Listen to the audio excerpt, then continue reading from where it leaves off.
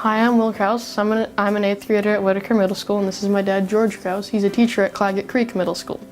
Today we're going to tell you how to do a binder check. So Mom and Dad, one of the best ways you can help out your student is to encourage them to develop good study habits.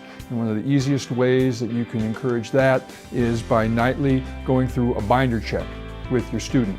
Will, step one, what's the first thing we're going to do? We're going to check the assignment log or the agenda, and basically the student can write down what they did in their day or just what happened at school. Even if Will doesn't have any homework, I ask him to write down no homework assigned to make sure that this is getting filled out each and every period. And reading through this with the student offers an excellent opportunity to begin specific conversations as to what's going on in their day at school.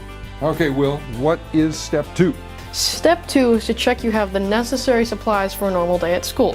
This means checking you have enough paper, pencils, textbooks, and pens. Showing up with enough supplies is critical in getting started in the class period and making sure your work is getting accomplished that day. If your student's binder doesn't have a built-in pencil pouch, see if you can locate one that goes in the rings of the binder. Have something that'll hold on to those so they can get them to class effectively. So Will, what's the third step in our binder check? The third step in your binder check is to check InTouch. This is basically an online website where it shows all your grades and all your assignments and if they're handed in or not.